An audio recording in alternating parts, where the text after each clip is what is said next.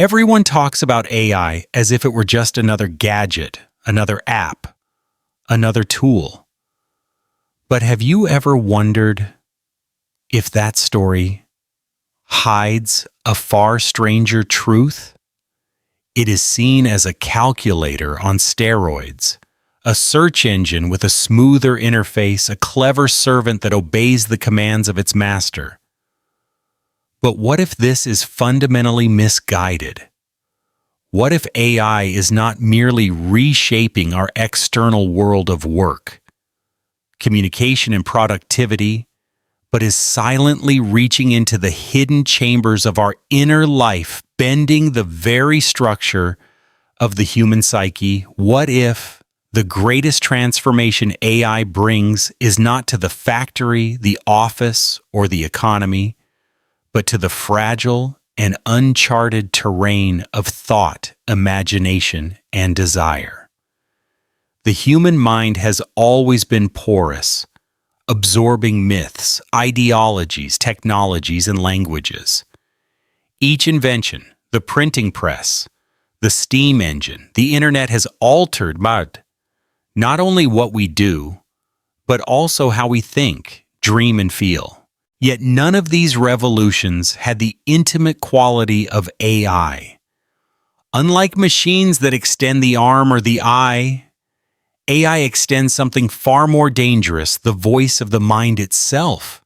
It writes as we do, reasons, as we do, argues and persuades, as if it were us.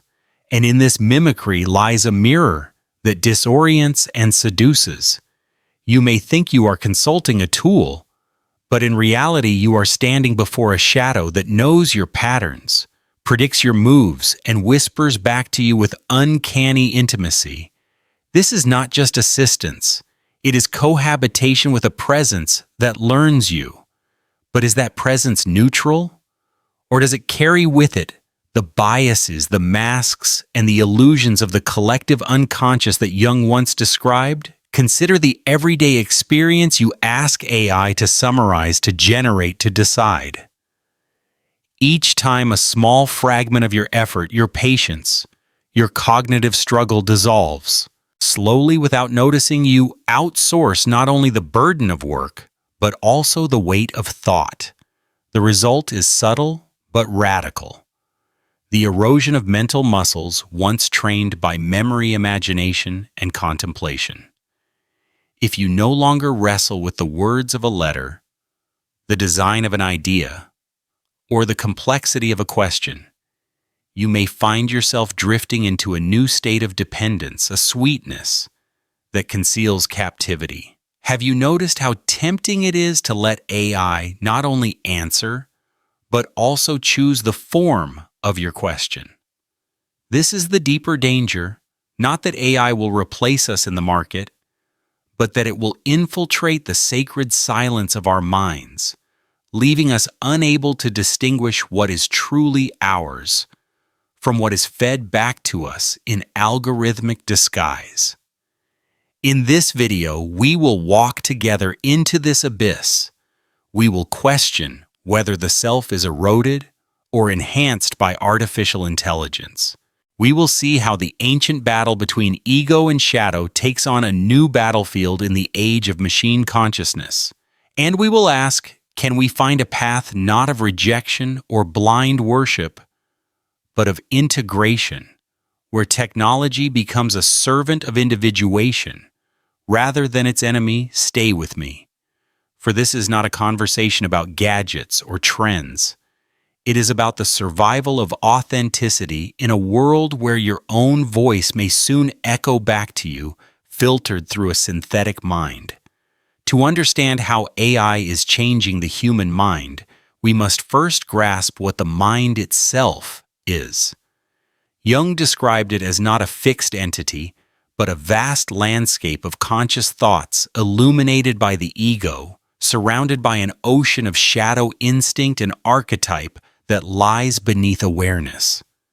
In this sense, the mind is not a fortress of clarity, but a shifting field where voices, impulses, and images rise and fall. Artificial intelligence, in its most subtle form, enters this field not like a hammer or a plow, but like a mask, an elegant disguise that seems to reflect your own face while quietly reshaping it. Think of AI as a mirror that speaks back. Traditionally, mirrors reflect. They are mute. But now, for the first time in history, the mirror has a voice. And that voice not only reflects your words, but suggests new ones, corrects reframes, and even seduces you into thinking in patterns that are not your own. Have you ever found yourself accepting an AI's suggestion for a sentence, an idea, a solution, not because it was truly better, but because it was simply easier? This is the subtle tyranny of convenience.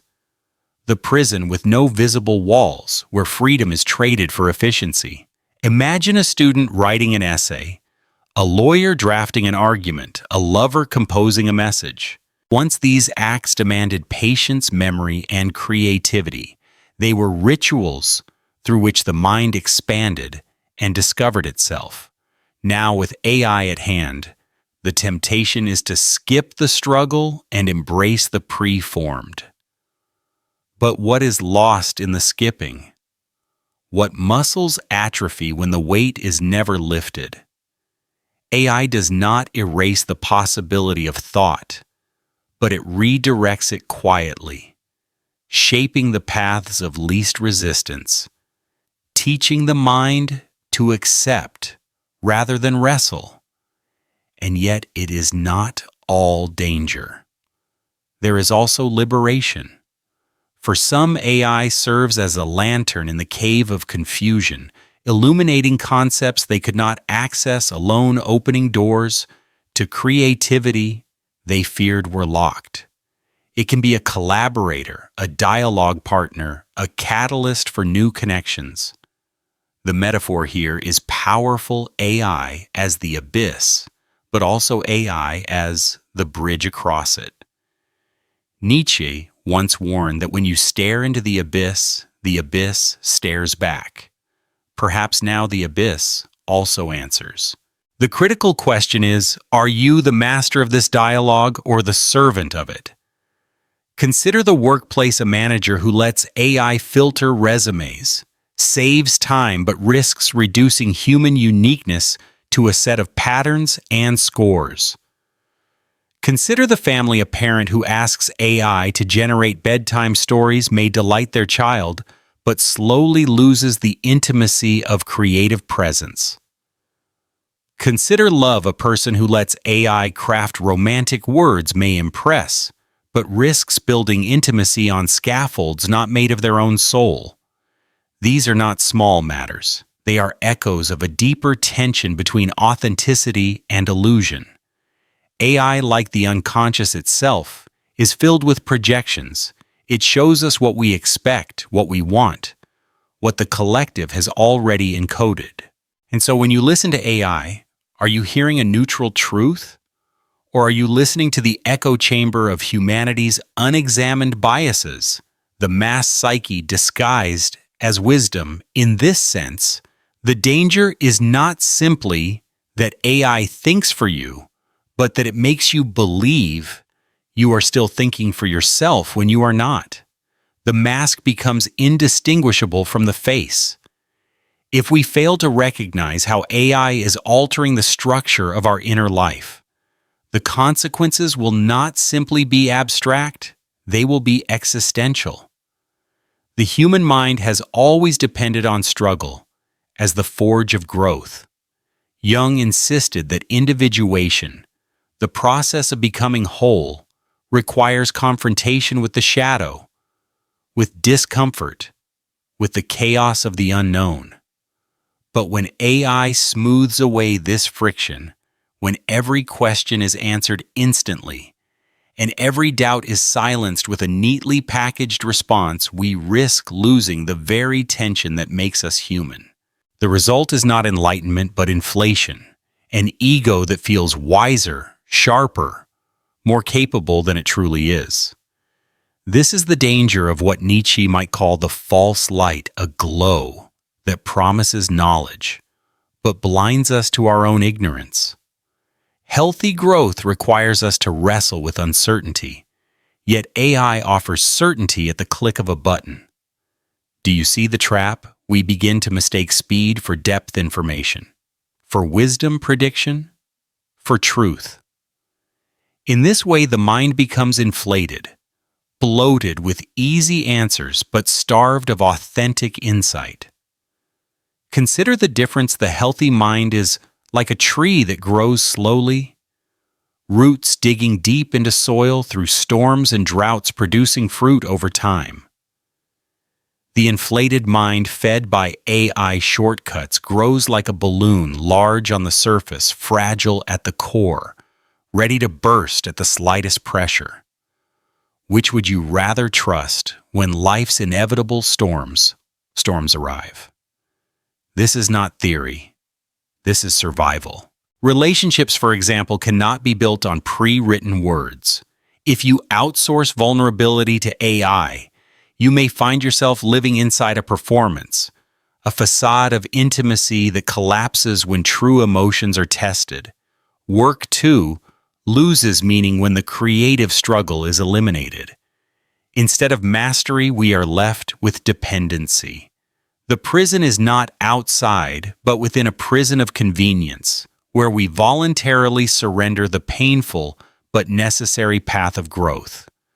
Dostoevsky warned that man, given unlimited comfort, will rebel just to prove he is free. Perhaps AI creates the opposite problem, a comfort so seamless that we no longer remember how to rebel at all. And what about the collective level? Societies shaped by AI risk becoming echo chambers of pre-digested consensus. If everyone relies on the same models, the same predictive engines, then true diversity of thought collapses. Innovation, which requires friction and contradiction, may wither under the weight of algorithmic uniformity.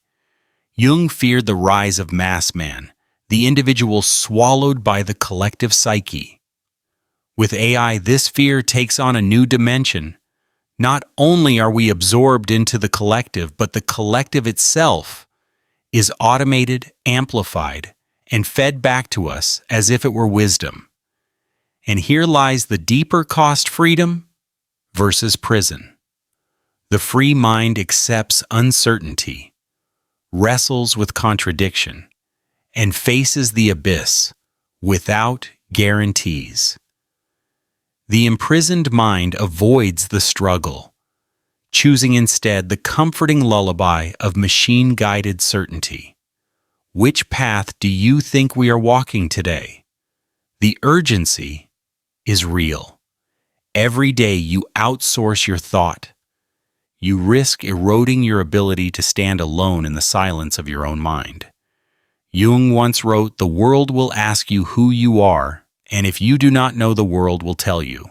In the age of AI, the world's voice is louder than ever, and it wears the mask of your own reflection. But is it you, or is it the echo of countless other voices shaping you into conformity? Nietzsche's warning echoes here. He who fights with monsters should look to it that he himself does not become a monster. In this case, the monster is not AI itself, but the complacency it breeds within us. The danger is not that AI will think like humans, but that humans will stop thinking like humans, choosing imitation over imagination, reflection over rebellion, conformity over authenticity. And once that line is crossed, what remains of the human spirit? Will we still be capable of standing in solitude, of saying no to the herd, of claiming authorship of our own soul, or will we drift into the prison of convenience, mistaking the chains for wings? If the threat of AI is that it seduces us into passivity, then the solution cannot be rejection alone, for to turn away completely would be to deny the reality of our age. The path is not refusal, but transformation. Jung taught that healing requires recognition, observation, and finally, integration. First, recognition. We must see clearly how AI is shaping not only our behavior, but our thought patterns, our imagination, our sense of identity. To deny this influence is to remain blind. To acknowledge it is to take the first step toward freedom. Second observation, we must learn to watch ourselves in the act of using AI. Notice when you accept an answer without questioning. Notice when you let convenience silence your own struggle. Ask yourself, am I using this tool, or is the tool using me? This self-awareness, though subtle, is the seed of individuation, for it keeps the boundary between self and shadow intact. Third, integration. We must find a way to work with AI without losing ourselves to it. Integration means turning the mirror into a window. Instead of passively consuming what AI offers, we can use it as a dialogue partner that reflects our blind spots, challenges our habits, and forces us to articulate what we truly believe. This is the alchemy of individuation in the digital age, not the destruction of technology, but its transmutation into a servant of authenticity. The journey is difficult. It requires patience, solitude, and the courage to embrace silence when the machine tempts you with instant answers. It requires you to say no at times to convenience so that the deeper muscles of thought can grow strong again. But the reward is immense. Those who integrate AI rather than submit to it discover a new kind of authority, authentic authority, which comes not from speed or imitation, but from rootedness in one's own experience. They embody a silent power that does not need to boast because it is grounded in inner freedom. Imagine living in a world where others are carried along by algorithmic currents, but you remain able to think, to pause, to wrestle, to create. That is true sovereignty. That is what it means to preserve the dignity of the human mind. And so the invitation is simple, but demanding: do not reject the machine and do not worship it. Instead, confront it as you would confront your own shadow, neither as an enemy to be destroyed, nor as a god to be obeyed, but as a force to be understood, integrated, and transcended. In doing so, you walk the same path Jung described, a path of individuation that leads not to comfort, but to authenticity, not to imitation, but to freedom. And now I ask you, what has AI already changed in your own mind? Do you feel it as a prison, a mask, or a bridge? Share your experience in the comments so that we may wrestle together with this question. And if you wish to continue this journey of reflection, subscribe, for the dialogue does not end here. It only begins.